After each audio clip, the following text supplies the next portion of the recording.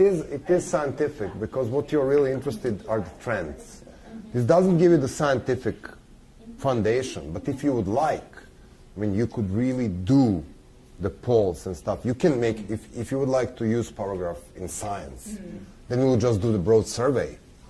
I mean, instead of 10 people giving you ideas about the marks grades, 1, 2, 3, 4, 5, you can go and poll 10,000 people or 2,000 people with real questionnaires. But more or less you don't need it, because when you look at the snapshot, what you want to see are the trends. And then like you can see this very divisive trend, and it's like in South Africa you can see like some pillars are taking it faster, and some pillars like the white people church are taking it slower. So there's this aberration, one pillar is later than the other. And then in other societies like Macedonia, and you can see, you know, pro-governmental or nationally affiliated with Macedonian third pillar going here, and then the pro-Albanian pillar going, you know, it's like you can see the trends. It's not scientific, but it's goddamn useful if you need a quick analysis. And then if I put you in a room with the 15 people from Kenya, that's the best way to learn what the hell is happening in Kenya. Because you don't have time to read 50 history books. But you will get an idea by giving them this exercise, and they will tell you everything. It's very useful when you work with a group like this. And if you can understand, and then the most important thing is that these people coming from fucked up societies, they have this idea that nothing ever changes. And by doing this, you make them aware that the power shifts in society. And by the way, they tell you that. That's not something you are coming and telling them, but they tell you that, you know, it could work.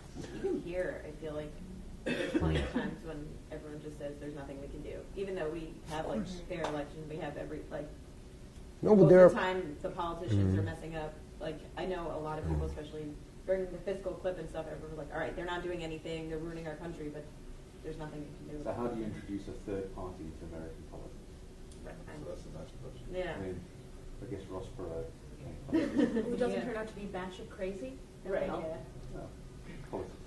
the funny thing is, like, you know, when you observe the world, and especially this, starting from the Arab Spring and then the Occupy and what's happening in Russia, it's very, very interesting that you have a thing which connects the dot, which is very small group of people starts it. These people are usually outsiders, like you've seen in Egypt. They're not traditional party leaders, labor union leaders, even religious leaders. They're a bunch of crazy students. And the fact that they are very efficient in mobilizing this tells you about the political and social vacuum left by traditional elites. So you have all of this empty space there, and then you have the ruling elite flying in their happy world here, and then you have the opposition elite living in their own private space over there. But nobody really communicates with the people. So if the group comes in with a strong message and something which looks like the plan, everybody joins. And I mean, when people say Serbian model of that's one of the things we had. We had the government which, you know, pushed country into 10 wars, and definitely people understood that this is not the best government in the world. But then who else? Because the opposition was either looking incapable or the same old nationalistic shit. I mean, this would be the answer you will get from the people. Okay, not Milosevic, he screwed up, but who else? And then this is this cognitive process where you need to persuade people that the extraterrestrials will not come and fix things, that it is them who need to do the job. And then the next step is that, yes, they can do the job. So, I mean, this is the way it goes. So, I mean, let us discuss for 10 to 15 minutes what you've just seen. What is your strongest impression about the thing? Organization. Mm-hmm. They're very organized. They seem to, and the thing that you noticed when they were talking about, like, there was a few like military officers that wanted to talk to them. They're like, no, we're not ready. They consulted to the higher ups, so they're like trying to just like jump on that.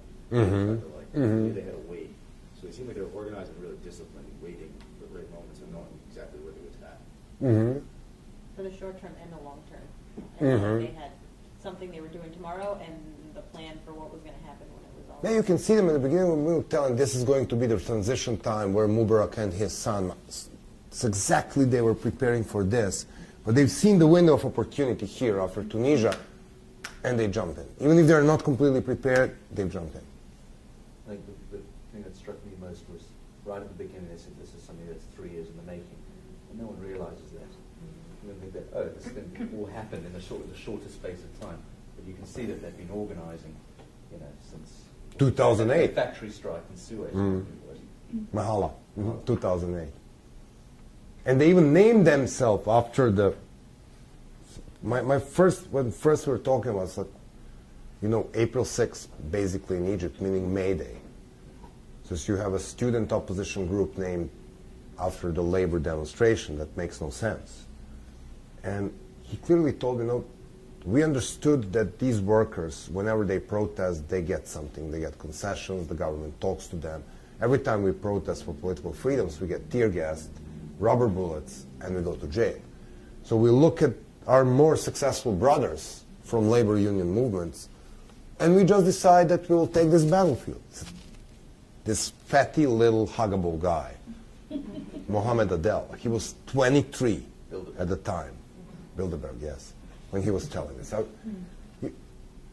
I was shocked with the amount of political talent with these people. Absolutely shocked. I mean, and layer organizational skills. But the vision, I mean, these guys, they look like they're run from the coffee shop. They don't look like the PhDs in political science, definitely. But they understand politics perfectly. What are they up to now?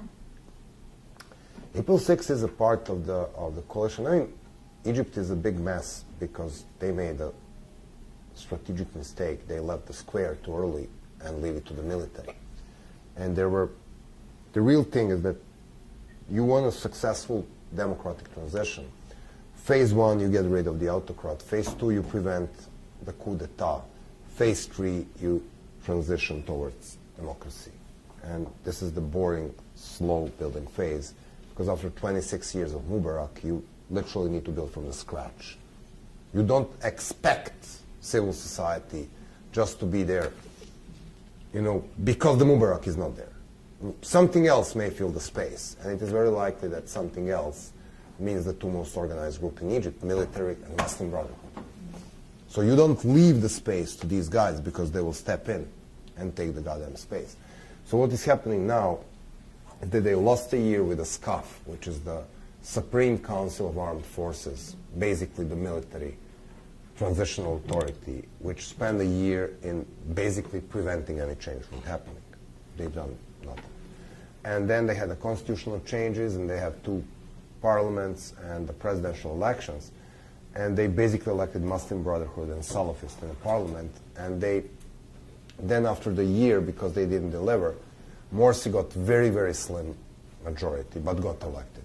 So he's now free elected president of Egypt.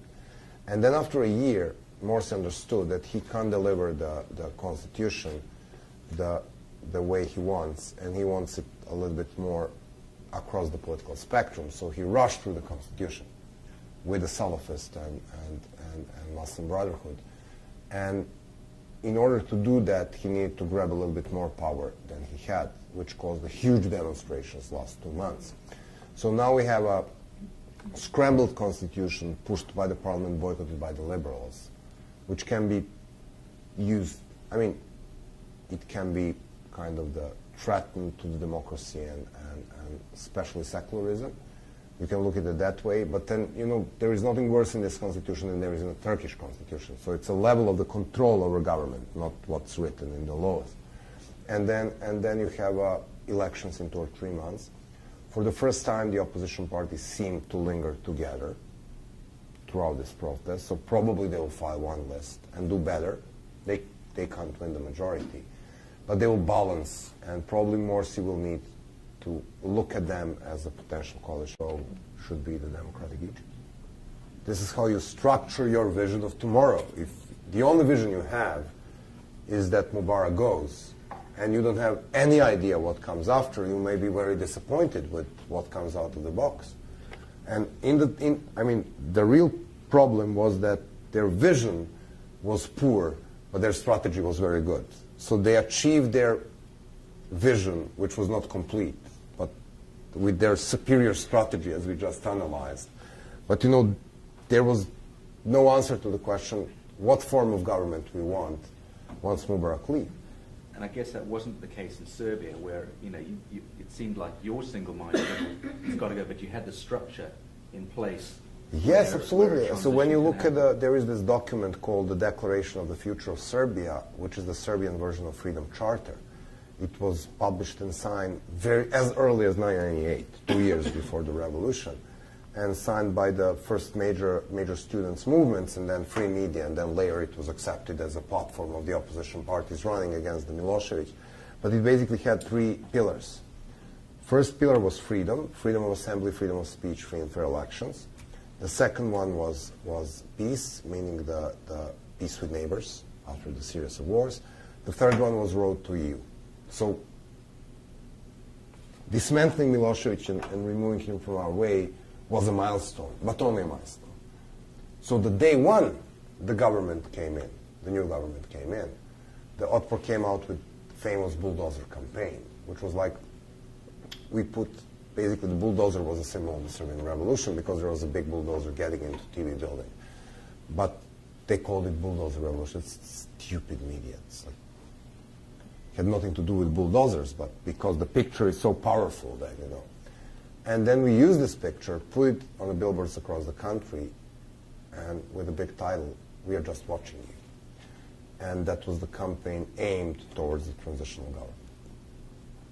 And it says that Serbia has 4.2 thousand registered bulldozers and about 7 million potential drivers. So watch what you are doing. So day one. You're like one set of aims to take out Milosevic and then another one for the government. Of course, like we know that you guys are there to bring Serbia to freedom, democracy, peace, and European Union. Okay, we gave you this chance to do it. But because the people power is strong, don't even think that you can behave as Milosevic. So the pressure was there from day one. And then we have all of these watchdog groups, and the night of October the 5th, the mayor of Belgrade was elected. That night, because I was also elected in the city assembly in these elections. So we hold a night session, so we make sure the mayor is there to make sure that the people don't break into the stores and stuff like that. The new president was sworn 7 days after Milosevic stepped down. The transitional government was made between the former government and the opposition to make sure the transition is smooth. We went into another circle of the election for the National Assembly in December, after October the 5th. We had a new government there. So the whole steps were ready for a smooth transition. The smooth transition of power was very important. And then, January 2001, we had democratically elected government. 70% people participate in the elections. Full democratic capacity to try to pursue reforms. But that's using existing electoral and governmental infrastructure. Mm-hmm. You didn't, I guess in the case of Egypt, they had to throw the whole thing out. All the governmental structure was totally corrupted. The electoral structure totally corrupted. They had to write a new constitution. 3 things that I guess you didn't have to do in Serbia. Absolutely, but in Egypt, the main problem was that they probably knew that thing which you just said. But who is going to do this? Yeah. Is this a transitional government which consists of the most powerful power brokers? So we bring the military in, we bring the Muslim Brotherhood in, we bring the former government in, we bring the victorious revolutionaries in. They sit down and find a way to reform the structure. Or we don't want the former government. That's not the problem. The problem was that the people who done the revolution knew that this is necessary. But they made the big fireworks, left the square, and because the good scuff, the military, was kicking out the Mubarak, they somehow believed that the Council of Generals will do 1, 2, 3. That was a stupid mistake. Because in the case of South Africa, that was a big part of the negotiation, working out what that transitional government looked like between when it was agreed and when the elections took place. And you have to rely on the existing bureaucracy. Of course. Otherwise the whole country falls apart. You remember yesterday, conversion, accommodation, coercion, disintegration. If you disintegrate the system, the chaos will prevail. Anywhere. South Africa, Egypt, Serbia, United States, wherever. So it's very important to know that you need to coerce your opponent to come to the table and to come to your terms. But at the end of the day, Slobo will talk about negotiations tomorrow and the technology of negotiations. At the end of the day, it will be negotiation process which will bring about a transition. And you want this transition to be as smooth and as inclusive as possible, which is why I think if you go and kill Assad, you Lebanize the Syria. And if you somehow involve Assad in this negotiation, the Syria has a chances for survival. I mean, not necessarily him, but the people around him. So this is why we are always talking about pulling people out of these pillars rather than crashing the pillars down. Because once you crash it down, you know, in Egypt, the police authority was so undermined throughout the protests because the Mubarak stupidly replaced them from the street and stuff like that. And people really hated them. So the opposition targeted the police as the symbol of hatred. The Mubarak was playing cat and mouse with the police, so they absolutely lose the authority. For a year and a half after the revolution, nobody respected the goddamn traffic police. They couldn't restore the authority of the police, which is the big problem in everyday operation of 15 million city like Cairo. Really, can you imagine people not obeying traffic lights in Manhattan? I mean, that would collapse the city. Traffic in Cairo is much worse. Traffic in Cairo was much worse even before, and now became even worse of the worst. Okay, any other thoughts? To me, what stood out as particularly effective was they took their name out of it before they did the march, because you saw the woman who said, I'm not really particularly interested in the politics behind it, and then there were family and kids too, so it became a national thing instead of just making people cautious about what is this movement, what are their interests, I'm not sure if I want to be involved. It became like, all right, this is for all of us.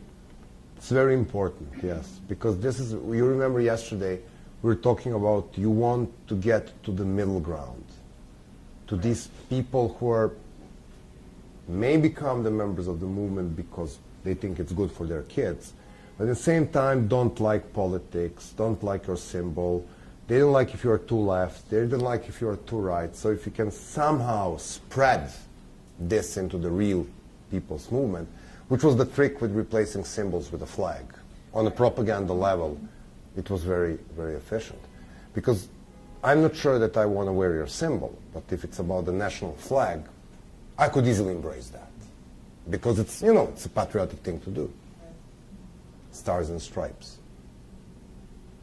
It's Or the interesting now how they co-opted kind of nationalism to make it in their own, I think it's typical in movements, but one of the outcomes of that is that in embracing the military and having them on their side at some point, it also then they trusted them a little bit too much and leaving it to the future. I feel like that was it's a fine line between having them in your support and then allowing them to then co-opt the movement. As Slobo said yesterday, you want military, police, security forces. Exactly, I like your sentence at the end.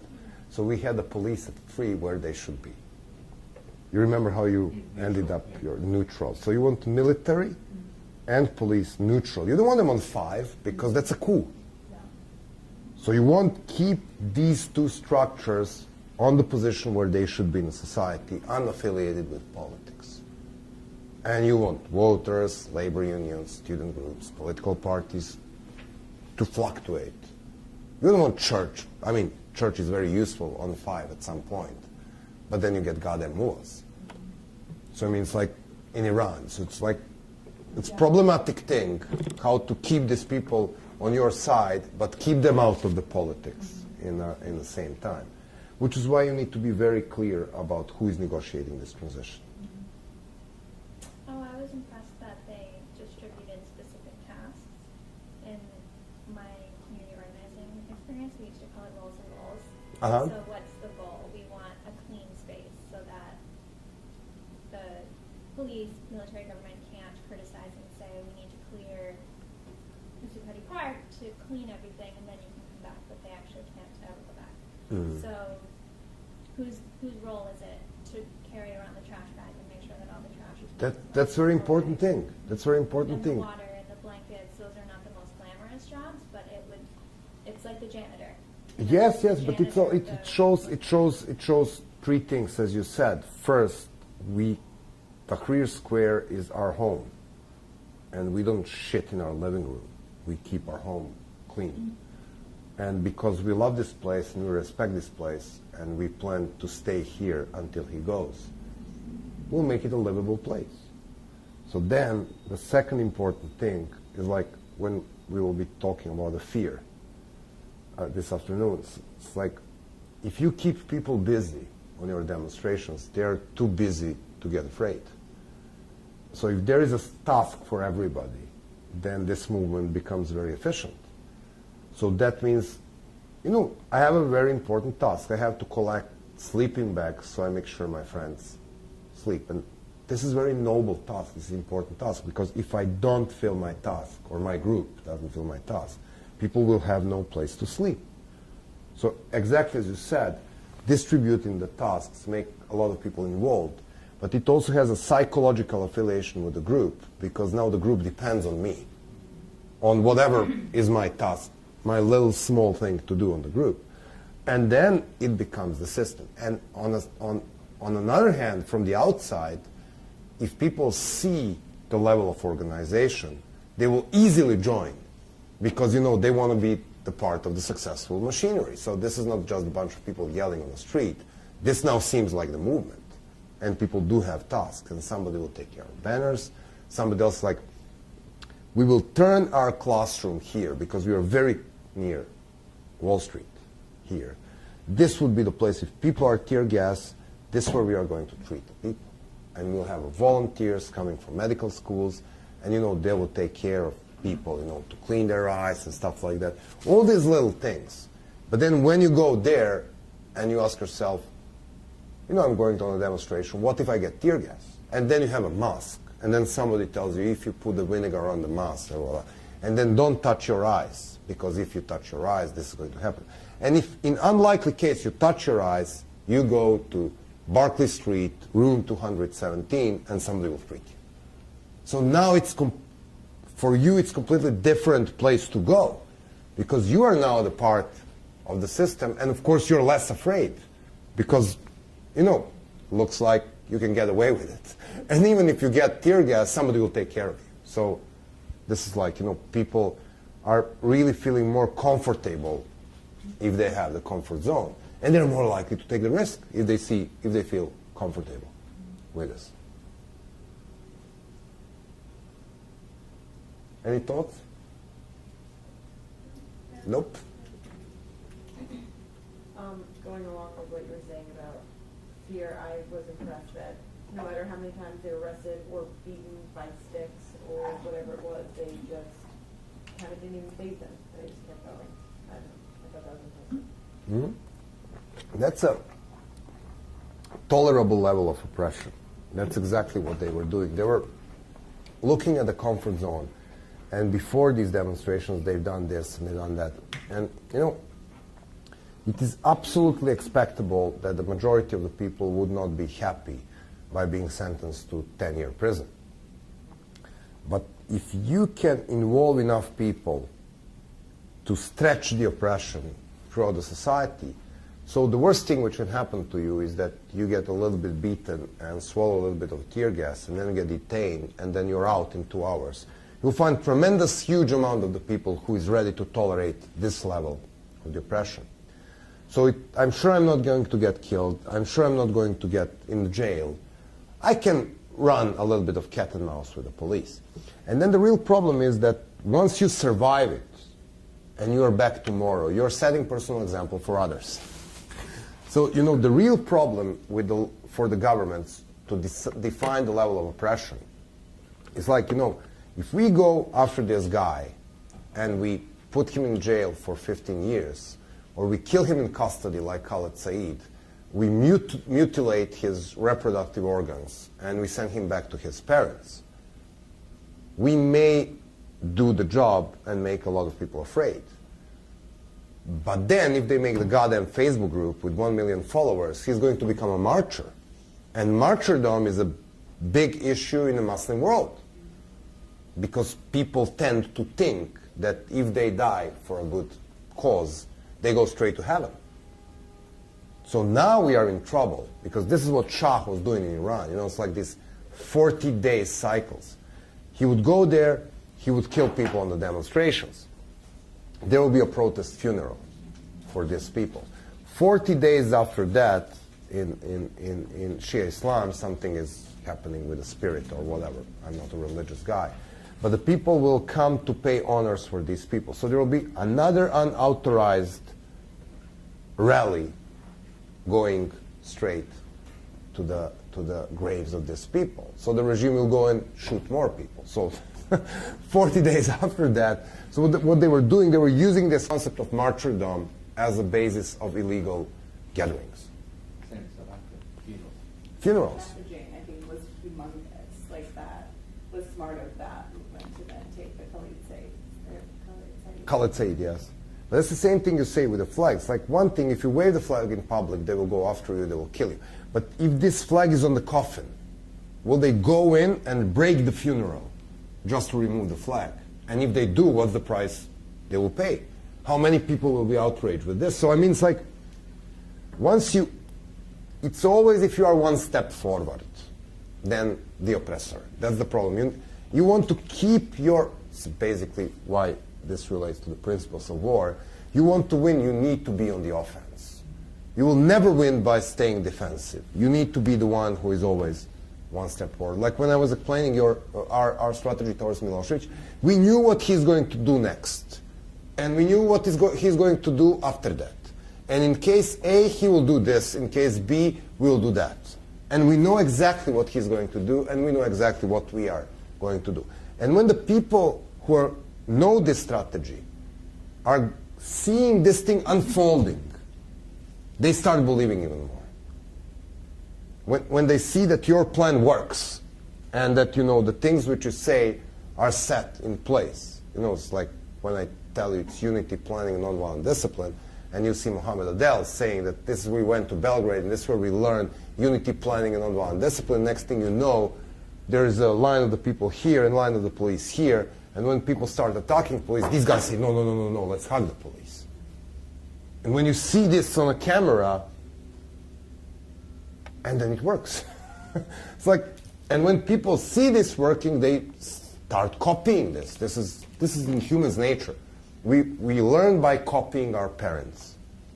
And the lions learn how to hunt by copying their mothers, because in lions' world, the male are sitting on their asses and the women hunt. This is the best of all worlds. Unfortunately, I was not born as a lion. Mating and feeding. Yes, mating and feeding, yes. And kicking other male from others. Okay, so we are now going to examine how this lovely tactics operate. And we'll go through the set of rules. And what I want you guys to do is that now we walk through the set of rules, and we will remove our revolutionary hats or students' hats, and we'll put our stock market hats. They don't look like this. You don't go with this on a stock market. They will not let you inside a Wall Street with the cap like this. But imagine this is a cylinder or something very business-related. So you can look at the tactics from a completely different point of view. So they're like, first of all, you need to ask yourself, when you're picking a tactic, what is this goal this tactic is linked to? So there are like 3 different types of goals of every single thing you do. 1, you want to mobilize your people. So is this tactic mobilizing your supporters? Is this a thing we do together and feel good about this? Is this a petition everybody can sign and feel a part of the movement? Is this cleaning the Tahrir Square and, making people busy? Is this making this lovely big transparent we will wave down from the Barclay building so, the guys can see all over New York? Is this a thing which will mobilize my supporters? So one goal of tactic, one group of goals is mobilization. Second, is this making people joining my movement?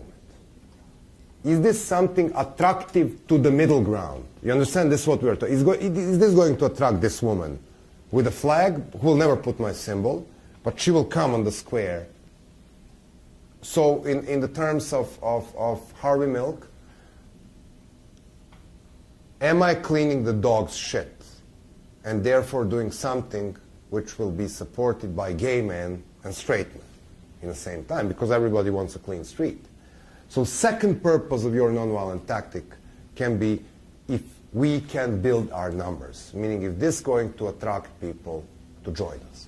And then the third set of goals in any chosen tactic is, am I disrupting my opponent from whatever he is doing? So is this mobilizing my supporters? Is it building my numbers or making neutral people go on my side? Or am I disrupting my opponent? Every single blockade, strike, white strike has one single purpose. I'm disrupting my opponent. Yes? What did the banning pots and what state media have to affect that? Sorry? Because you talked about, sorry, you guys have been making waves during the state media that had out from 7:30 to 8 go on companies.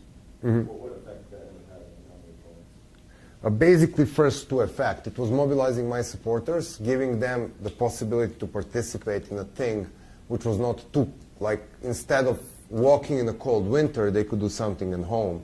And then in the same time, it was drawing there was a possibility that people will join the movement because they immediately understand that every single neighborhood is filled. So the people can go across the line of fear and say, I mean, if my grandma, 80 years old, can do it, then definitely, I mean, you would feel ashamed not to do it if she can do it. So it has first two goals. Any other question? So it's mobilizing, bringing more people to my side, or disrupting my opponent, making his life miserable, or putting a price tag, or whatever he's doing. So now we are going to talk tactics. This serves for you guys to pick 2 or 3 tactics, whether those whom you love, like hitting pots and pans, or some you've been already involved in your normal life, and try to do a very straightforward, sober business analysis of these tactics. So first thing what you want to do is a background analysis. It's like you want to do your homework. And then second thing, when you're picking your tactic, it's very important to know who your target is. Let me give you the example. Occupy Wall Street is about good poor people and bad banks, yes? Which banks are bad?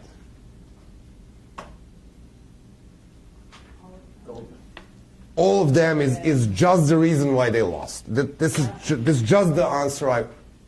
Okay, all of them are bad. But is there one particularly bad bank? Goldman Sachs, JP Morgan. We need to decide about one, because we don't have tactical capability to destroy the banking system. Okay, thanks for that. Okay, let's go after. So, why they are worse than the others? So, you can target you can say, okay, because I want to either mobilize my supporters or attract people to join me or disrupt my opponent. So I'm looking at this one single bank, whatever it is, Chase Manhattan. First of all, I need an explanation why this bank is my target.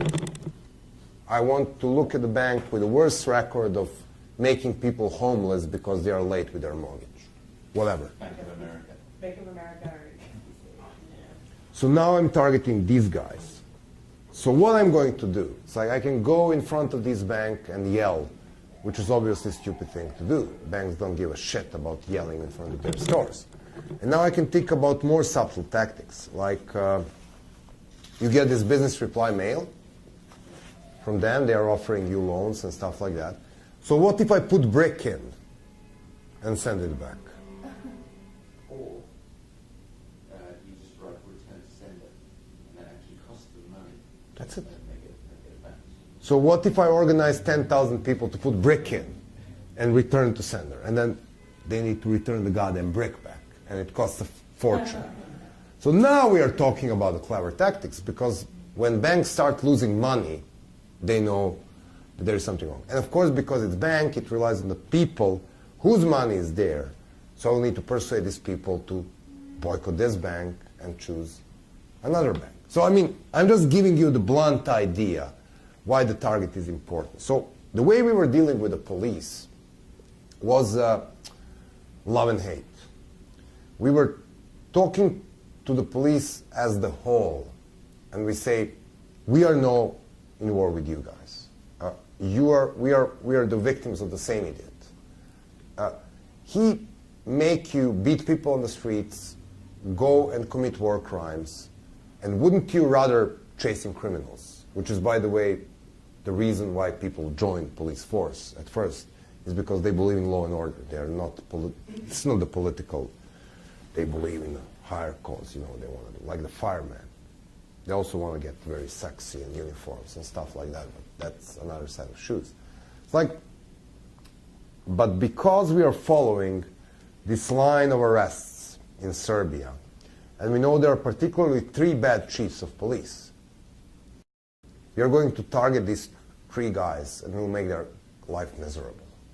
So while talking to many in order to pull them from pillars, we'll push the few just to show that we wear pants in this house. So this is what we are going to do. We're going to look at places where there are either unproportional number of activists arrested, or somebody is tortured, or somebody is sentenced to prison. And we are going to see who is responsible for this. So basically this is where the chiefs of police were affiliated with the ruling party. It's very logical. Okay, so they have a either strong ideological, or in case of Subotica was particularly nasty. This is the beautiful town in North Vojvodina, completely multi-ethnic. And we had a Serbian chief of the police and a Croatian leader of movement. So the guy was arrested 37 times. And his younger brother, who was 6, was detained 2 or 3 times. And they've done all kinds of nasty things. And his father was fired from the job because he was a teacher. He was working for state. And you know, and we say, okay, Nick is my guy. I'm going after him. So what I'm going to do is we are going to perform, this is called ostracism on the person, this thing. It's like, I will make your life miserable by, there will be your picture everywhere, and this is little town. Subotica is 170,000 people, 70,000 people. So basically people know each other. It's small enough so that people know each other. So what I'm going to do, I'm going to start with the idea that the policeman is just the man in the police uniform. So you have a wife and a kids. So I'll make sure that every single store where your wife can go shop contains your picture and says, this guy is torturing our kids, and your number in office. Call this guy and ask him why he is doing that. So your wife goes there, and there is your picture. And your kids go to school, and are they keeping this message? You remember yesterday, the loyalty card. So everywhere they go, they see your face. So nobody really wants to hang out with you. But this works because it's individual. The moment you say all NYPD is enemy, you alienate yourself from the police force, you lose. But when you say, you guys, you're on the bottom of the 99%, you work for $30,000 a year, you probably feel deprived, as we are. And by the way, we don't understand why you tolerate this idiot who is putting a shame on the uniform. You understand when we say targeting? This is a very clever way. You target the individual always with unacceptable behavior. But you never proclaim the war on a group. Because if you proclaim the war on a group, you are digging this social distance between you and the group.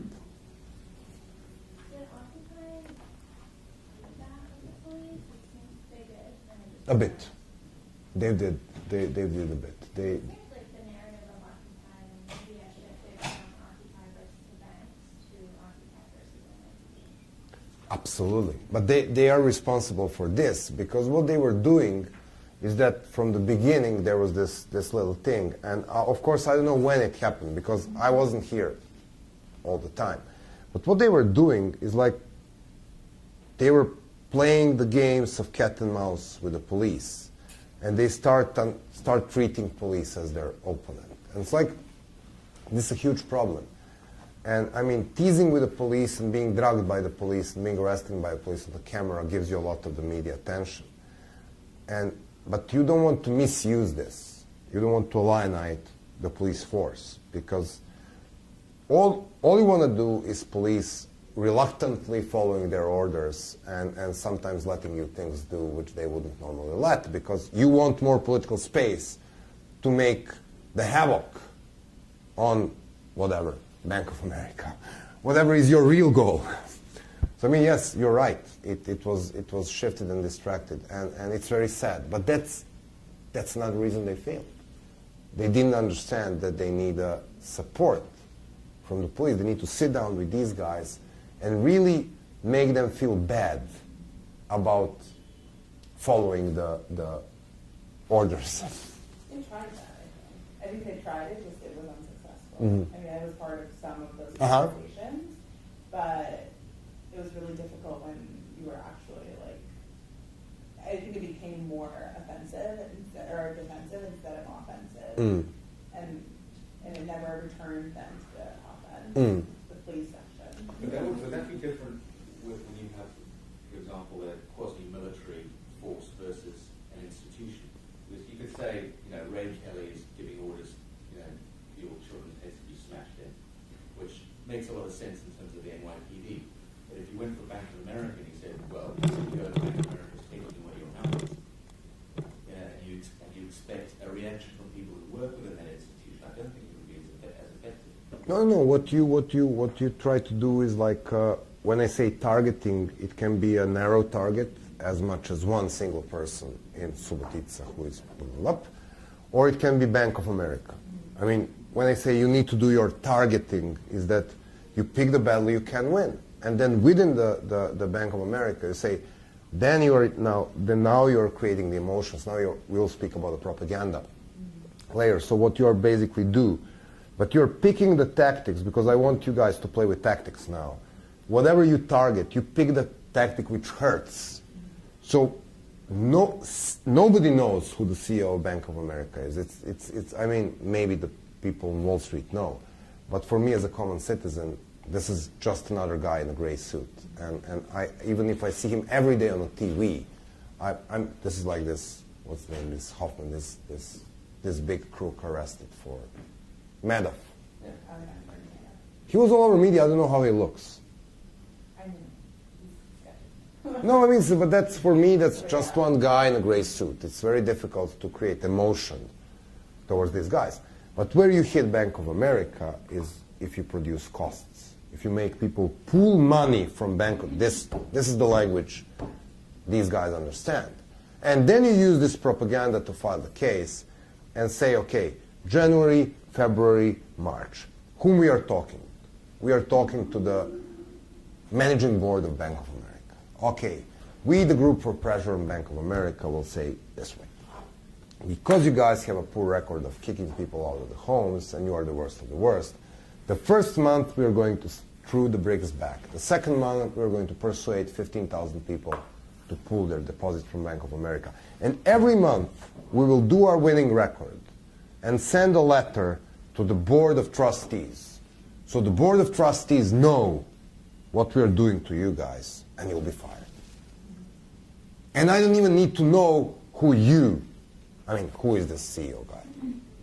But I want to prove my point, because by doing this, I'm sending the message to every other bank that this is going to happen to them if they keep up with the bad politics of Chase Manhattan, Bank of America, whatever. I'm not very, I don't know. The only bank I know here is Wells Fargo, so it's a good bank. They have the chariots. They travel west. With Occupy Wall Street, I think they lost the public perception, the battle of public support when it came out that they were serving organic, expensive food. Which is all donated. But yeah, it's a media thing, right? Like it becomes if you don't have... And they were having sex in the tent at night. Then the public was just like done. That's the part I liked. But I think that it's interesting. It shifted. It went from. What else can you do in February to survive in a tent, for God's sake? No, it was summer. It was summer, and it was stinking. It went from, it went from protesters to a bunch of crazy hippies. Oh yes, that's how they portray. But when it comes, I mean, to be honest, They were pretty much advocates. the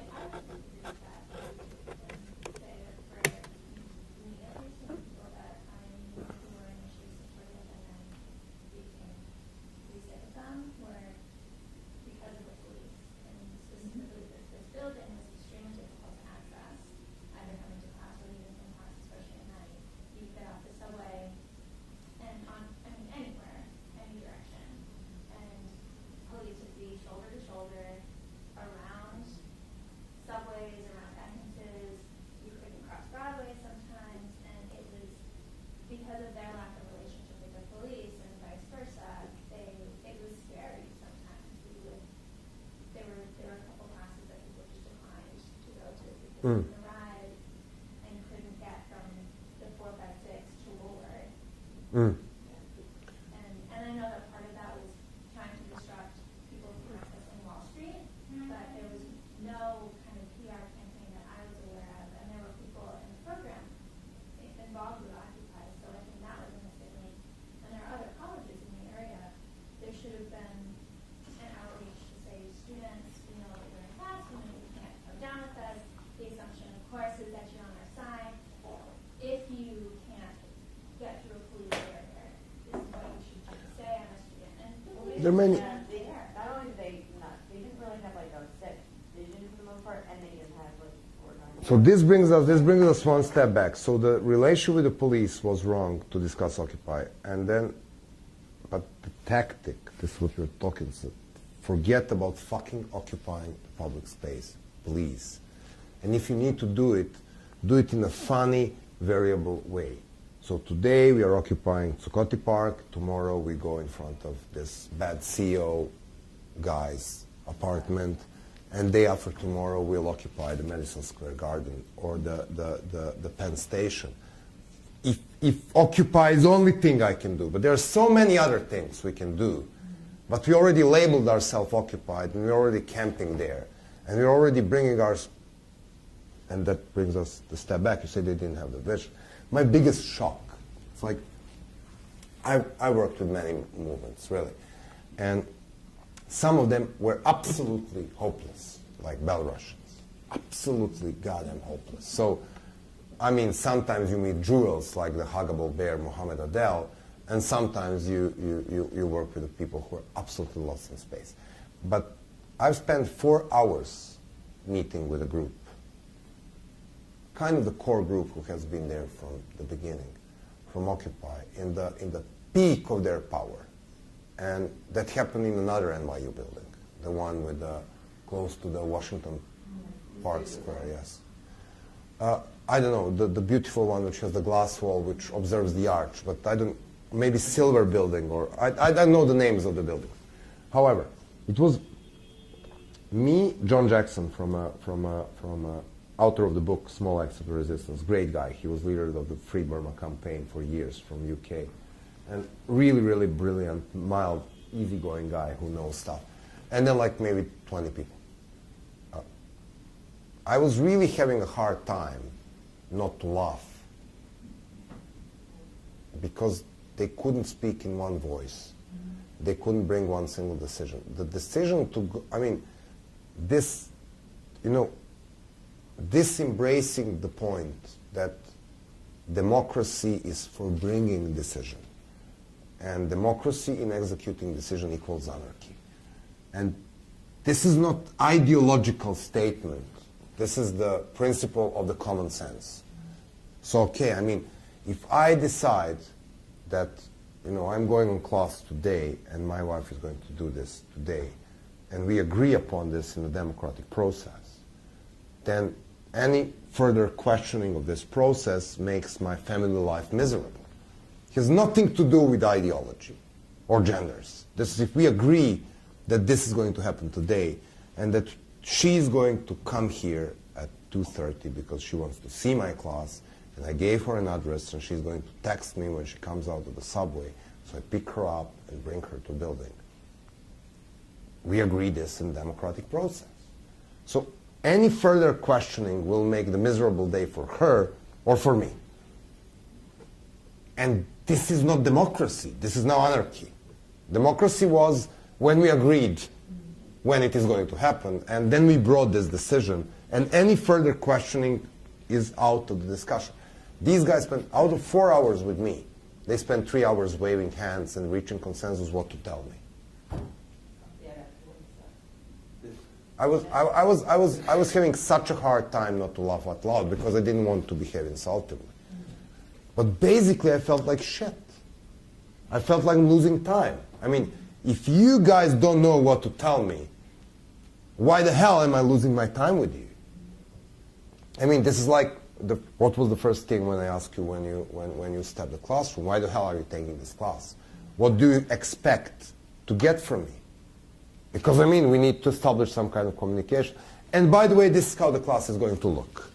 So then I tell you what I'm going to try to teach you. So, I mean, if this is not, but then if you today step out and say, no, I thought that this class would be I don't give a shit what you thought today.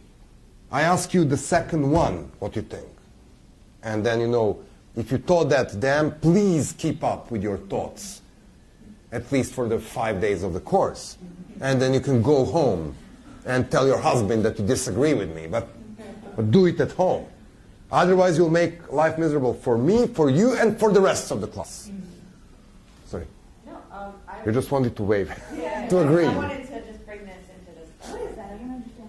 They wouldn't say no, like wouldn't use the verbal word no. They wouldn't really. So when you agreed or disagreed or wanted to pass a motion of some kind, they would, if you wanted a motion, you might, I think it was something like this, and then if you completely disagreed with it, So while I'm talking, everybody else is waving, which makes our meeting very serious. So like, let's say we're voting on something, and half of us are like this, and half of us are like this, nothing just got passed. But it's juvenile. You get people support, and you see everyday people seeing a bunch of pot-smoking hippies going like this. Right. That's not. I don't know. And I think that those kind of, I think that is like unfair for the whole movement because it was actually a creative way for people to like in a large group to vote on things.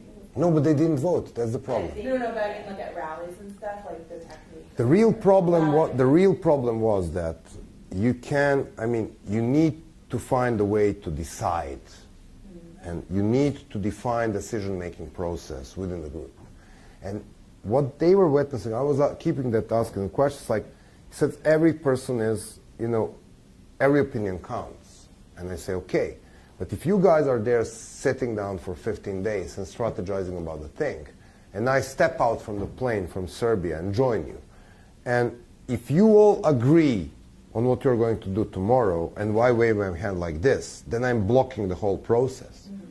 Then you will never do anything. Right, it's no longer even a democracy. It's then it's like if you are looking at the consensus base, you need to define what the consensus means. And that doesn't necessarily mean that everybody who joins this thing for the first time in his or her life has equal rights about the strategic decisions. And by the way, we will judge our strategic decisions daily. You don't judge your goddamn strategic decisions daily.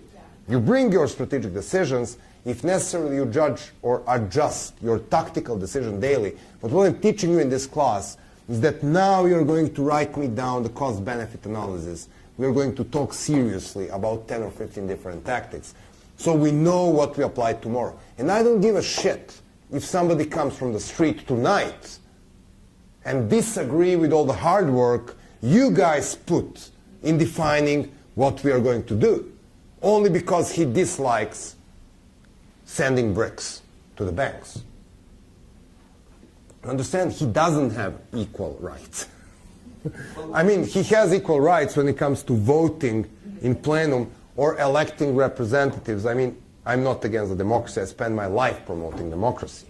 But democracy is for electing people who are bringing decisions. And if you dislike these people, you can impeach them or do whatever you want to do with them. But you don't, I mean, you don't run the system by judging everything. Everything is on the plate every day. Like, you know, I have my schedule, my wife has her schedule. That means we go on our vacation in second part of August. She goes to her classes. I need to make my travel arrangements. We make this decision very early in the year. Can you imagine the havoc to have in life to re-vote this decision during every dinner? And then if my friend comes, so we play the guitar, he also has a vote in this decision. And maybe he would like me to be in Belgrade in late August, so he will, but if he disagrees, we can't go. There was a segment of the Daily Show a couple of days ago where they were talking about, John Stewart was talking about how everyone suddenly invokes Martin Luther King. And Occupy invoked Martin Luther King, saying if Martin Luther King were here, he would do this, that, and this. In the meantime, that reverend who was involved was standing right next to them, but they wouldn't let him speak. Yeah, they wouldn't let him speak. But instead, Who? Jim Lawson? Yeah. He's a goddamn icon. Yeah. But they were talking about if Martin Luther King was here. He's telling the sentence, "We are not ready for this yet," in the movie. And that's the guy. And the guy who actually probably knew what Martin Luther King would say, standing there but not allowed to speak. In the meantime, some guy is standing up and saying, "No one person's opinion is any more important than another's," up and down. It's like that summarizes the whole thing beautifully. Yes. Well, some people's opinion are more important than others because that's how you. That's what leadership's about. But that also, I mean, when it comes to the very blunt thing of the skills, we were talking about the janitor. You know, it is 10 of us, so we had to bring the hard and stupid decision to shift our classroom because none of us can fix the goddamn air conditioning system. We probably have 10 million other skills in this classroom, but nobody knows how to turn this shit off. Only this old guy who is dragging his thing around the building. And he's too moody to fix it. He doesn't give a shit about my class. So I mean, it's like, you understand what I'm telling you? And his opinion on air conditioning is the only opinion that matters in this classroom. Because he knows what he's talking about. I mean, all of us, we can find the very poor alternative of asking him what to do, which is we can change the classroom as, you know, the way to survive the heat. But maybe making the strategic decision to talk to him so he fixed the thing was a clever thing to do. Maybe we should do that. And once we decide to do it, please don't re-judge. This is going to happen. Because it was 10 of us on a common sense, and even if 2 people, and then it comes to the level of democracy, like if we need to vote whether we will change the classroom or we will ask the janitor, and then we vote, and one of these 2 proposals wins, then this is what we are going to do. Okay, so forget about Wall Street.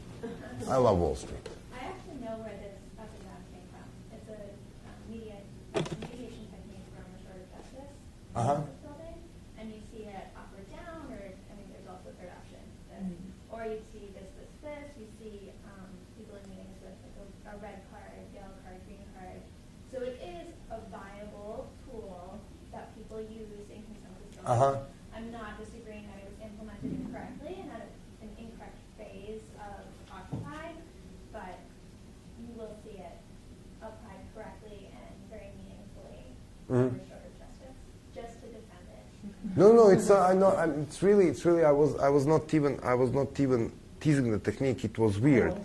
What was weird to me is that this idea that there are no definite decisions, and that we are not taking the common sense that when it comes to training people to make nonviolent struggle, we are not listening to the civil rights movement guy. Or when we need to fix air conditioning, we will not ask the only person who has a skill and fixes the air conditioning. But even more, the fact that if one person disagrees, even if that person was never on our meeting and never in our class, that means we can't reach a decision. I mean, the problem was also they didn't have one. They started off as like the 99% whatever, and then it became some were just like, some just wanted anarchy, some just wanted the banks to go away, some wanted the CEOs on Wall Street to go away. Like, they didn't actually have one thing that they were working for. They were always going to disagree Of course. anything. And if they did it, as you said that they did, it was never. And then all you have to do to undermine the movement is to find one person and give that person $20 to spend 1 hour in a park and disagree with everything. This is how vulnerable this movement is. You can destroy it with one agent provocateur. One. Just one. You don't need to penetrate the decision-making bodies. All you need to do is go there and just one person waving hand. The system goes down. This is how vulnerable it is. So, One final question, and then we'll stop with Occupy Wall Street. Did they do anything right? absolutely. I think they totally did a lot of things right. They did? They did a lot of things right. They changed the messaging in the media around debt. I mean, there were a lot of things that I think. First of all, they were, in my opinion, they've run out with the activism for the first time after the Tea Party. They had the real activist movement, the first one after the Tea Party. And then before the Tea Party, it was probably 15 years of nothing. I mean, okay, anti-war, anti-nuclear, gay rights, but we are talking 70s, 80s, early 90s, and then goodbye, nothing till after. I mean, for 15 years, not significant. I mean, the real national activist movement. And they've done many things well. I think their biggest contribution is not only pointing the social injustice, which spilled to Europe and other liberal capitalist countries. I will tell you what they done in a particular way. America should be proud and Occupy for one thing. On the World Day of Solidarity, there were people demonstrating in 56 or 65 different countries. There is a number of internet. You know that it was November or something. In favor of the United States. Guys, people demonstrate only against the United States. Everywhere in the world, except in Albania and in Kosovo.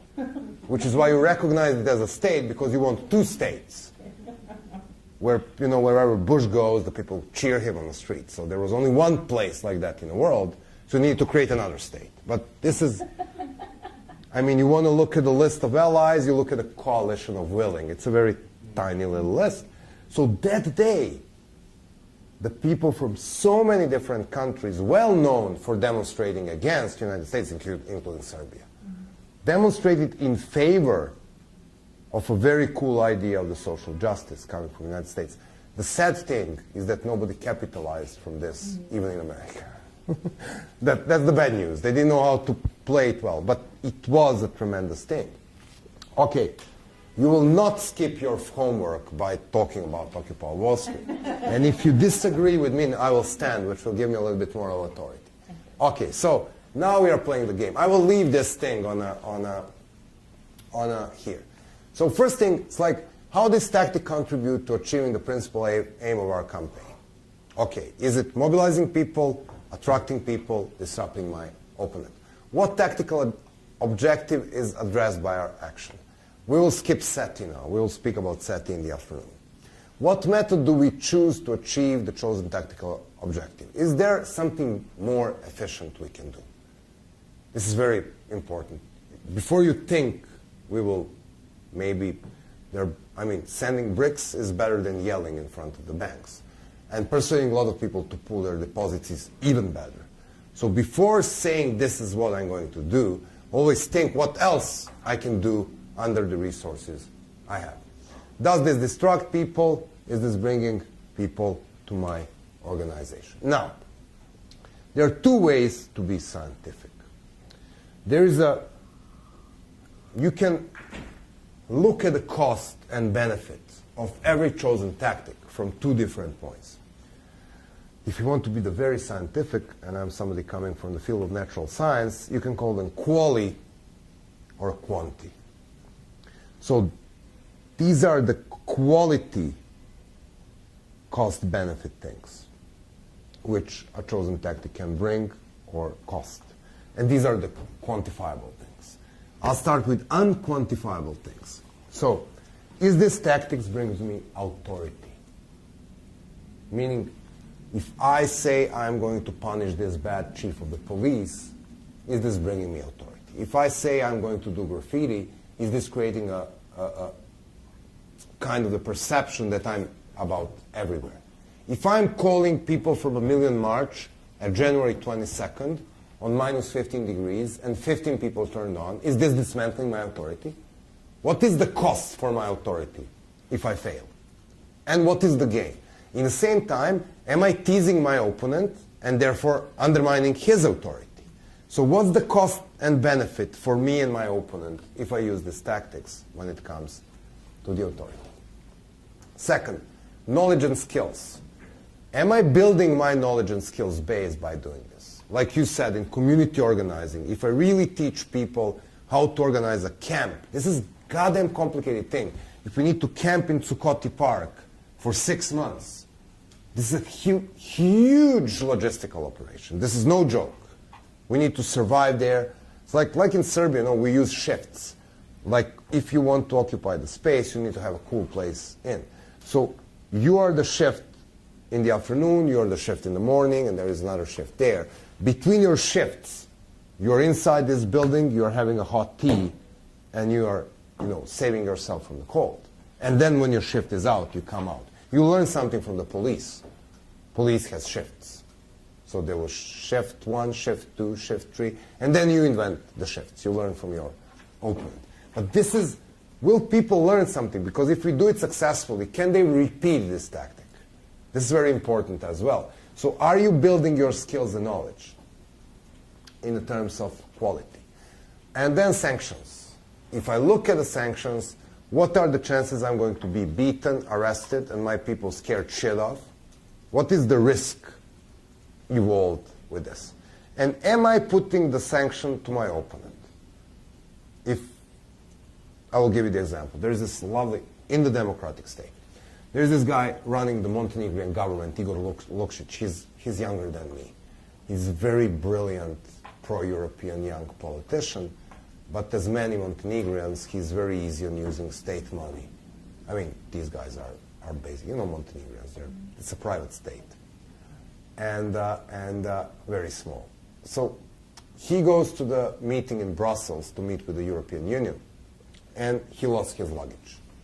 Shits happened to me every time. And of course he goes there and he can't go on a meeting without a suit and stuff like that, so he buys a luggage, and it's all nice. But somebody gets a slip from his government credit card and tends that not only the luggage, he buy himself a panties.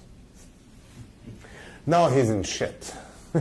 Because there is a brilliant young woman, Vanya Chalovic. She's $1 million. She's also younger than me. She's in her early 30s. She's running a small NGO called MANC, M-A-N-C, the Network for Support of Non-Governmental Organization. It's the biggest anti-corruption organization in Montenegro, basically. So she invites people. So the 2 days after they got the slip and the newspapers published them, there's like 23 ministers, 23 pairs of used underwear hanging in front of the government of the Montenegro. So they invite people to give their spare underwear to every minister in case he or she loses a luggage. So this is from the authority level, this is really humiliating. This is hilarious. From the sanctions level, you don't risk too much. It's a democratic country. It's not very likely that somebody will arrest or tear gas you from creating a public mocking action. I mean, you can do this to Bloomberg and get away with it. I mean, it's not possible that the police will come. Very unlike that if you try to block the streets. It's very likely that the police come. So from the point of sanctions, what do you risk? So this is one line of understanding your tactics. And then the second line is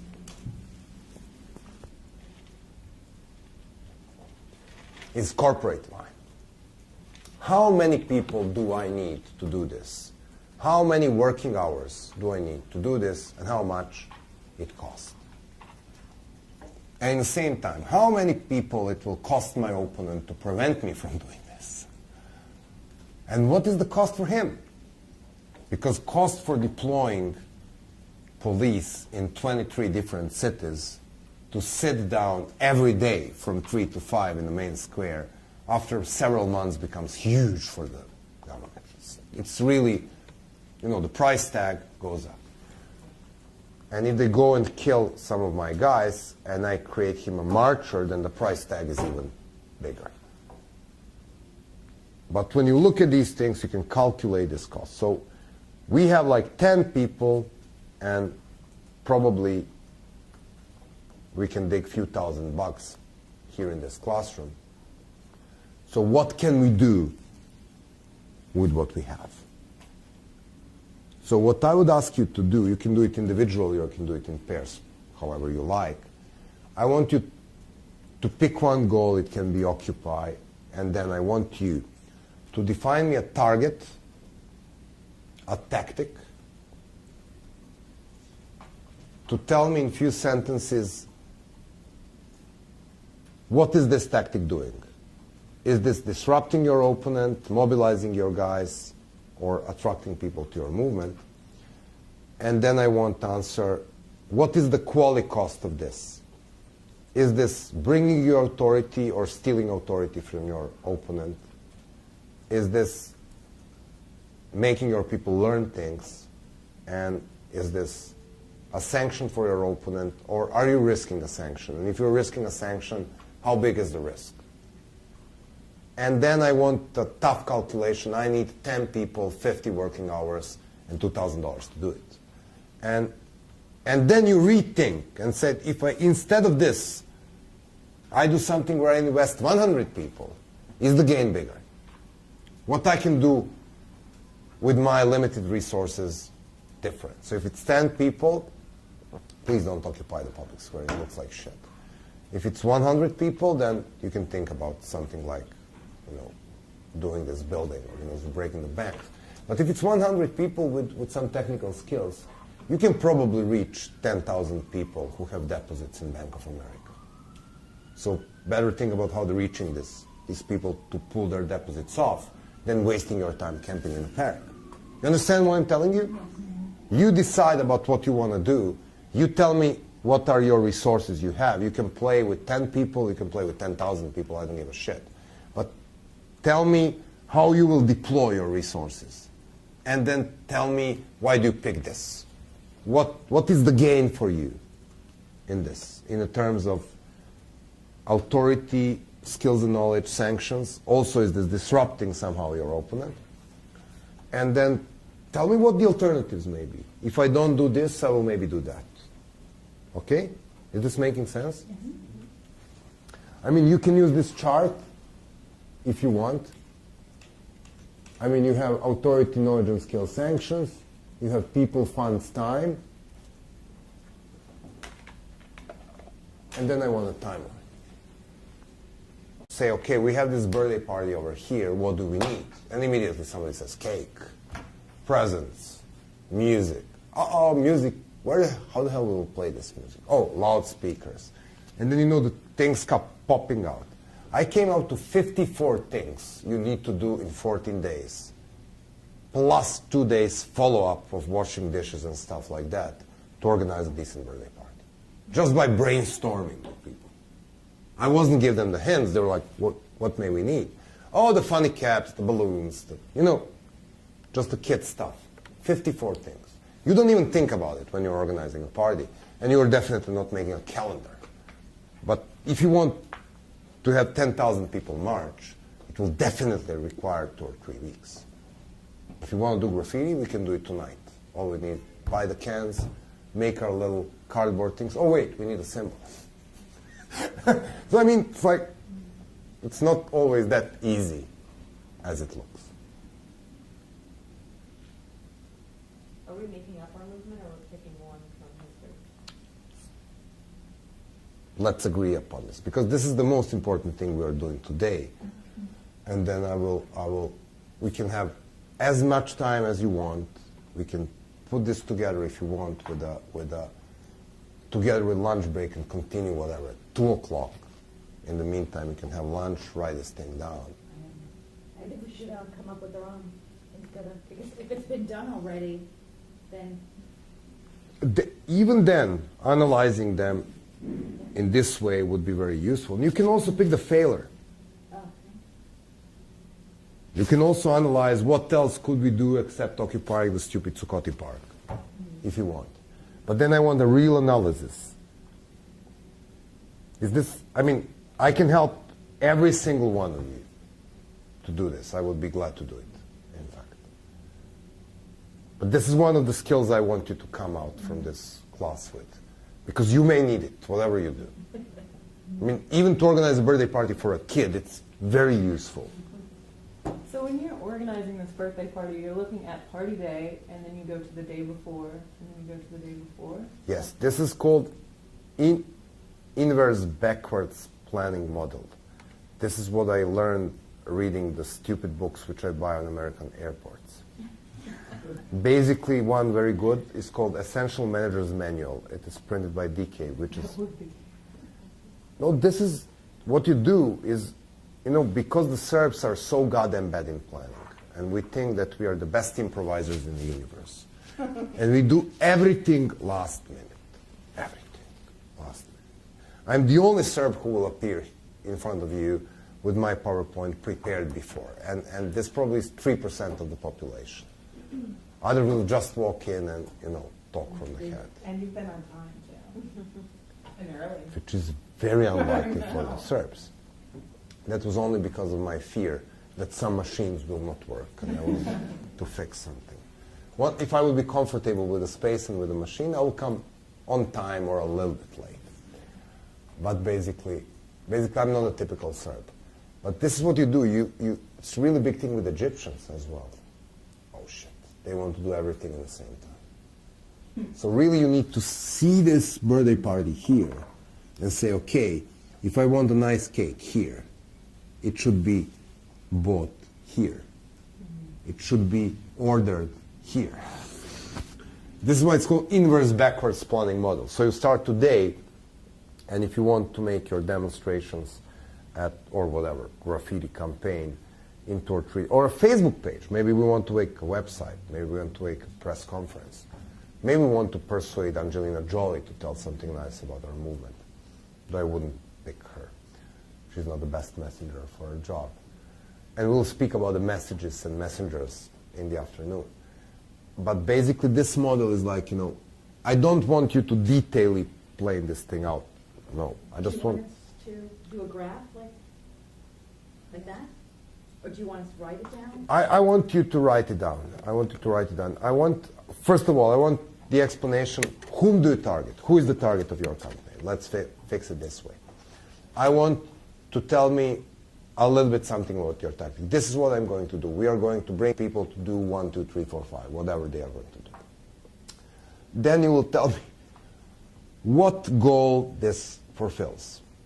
Is this mobilizing your troops? Is this bringing new people to yourself? Is this disrupting your opponent? What is the primary goal of these tactics? Then I want you to tell me what is the cost and benefit in qualitative way in terms of authority, skills you gain, or the sanctions you impose on your opponent. And what is the cost and benefit? How many people do I need? How many days? Blah, blah, blah.